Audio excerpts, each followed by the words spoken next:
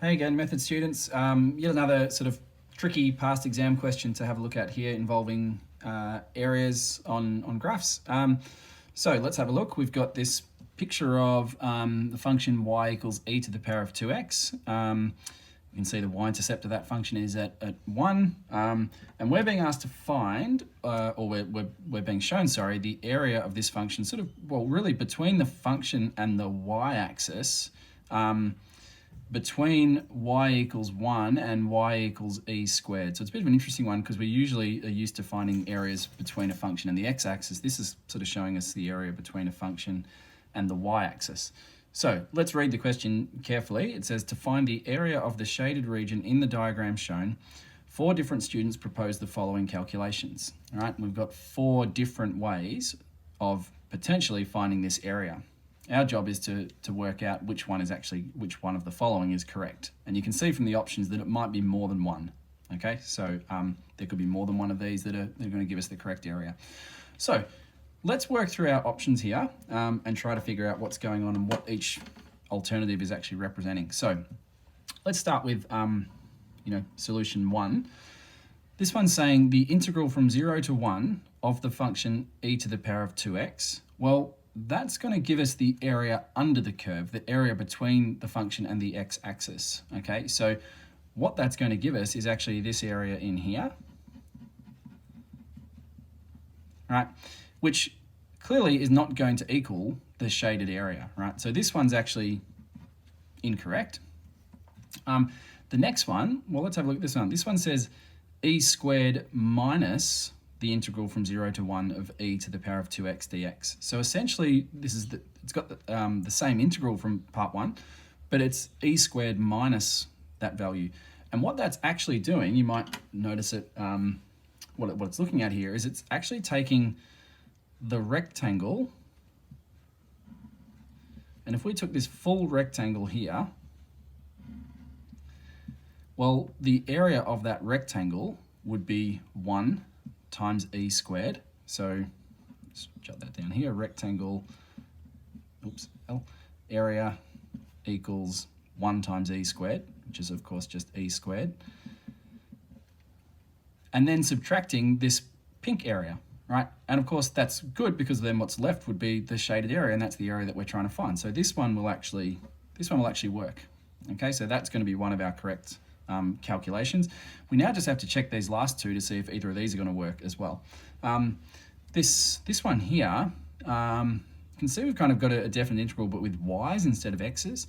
Now on the face of it that might kind of be helpful, but essentially, well, what are we doing? We're going to sub in terminals of 1 and e squared under the function e to the power of 2y. Well, if we ignore the fact that we're working in terms of y instead of x, this is still kind of using this same function here, but it's going to spit out a different value. And you could even chuck this into your CAS and compare it to the one we know this is correct. But this one doesn't look like it's quite going to give us the right value because it's using the area under the same function, but just with different terminals. In fact, it's going to give us a much bigger area because it's kind of going to give us from 1 to e squared. It's going to give us quite a large area under that function. So kind of by inspection, that one's going to be a little bit too big. And again, you could chuck it in your CAS to confirm that. This last one here is an interesting one, and probably the trick to this question, if you haven't kind of seen this strategy before, then this is definitely a good one to try to pay attention to. This function here is particularly relevant to the question, or particularly relevant, I should say, to the original function, because if we look really, really closely at the function log e of x over 2, we might notice that that is the inverse function of y equals e to the power of 2x. And to confirm that, we'd say, well, the inverse of y equals e to the power of 2x would just be, we swap x and y, so x would equal e to the power of 2y. And then rearranging that equation, we could say that log base e of x equals 2y, and therefore y equals log e of x over 2. So essentially, this function that's involved in this integral is the inverse of our original function, okay? And what we're kind of getting at here is that, well, okay, if we take this function y equals e to the power of 2x, and we were to sketch its inverse, well, its inverse, the y-intercept of 1 would become an x-intercept of 1. And then, of course, we know that the function, and it's a little bit hard to draw this because it's not perfectly to scale, each axis is not perfectly scaled to each other, but we know that, generally speaking, inverses have this reflection in the line y equals x. And so this inverse function will look something like that, right? And if we were to find the integral from x equals 1 to x equals e squared, and notice that those are the terminals on the integral for this option, well, what's going to happen is that area we're finding by symmetry is going to be exactly the same as the area that we started with, okay? And you can kind of see the symmetry there. It's the y values from 1 to e squared, and now the x values from 1 to e squared.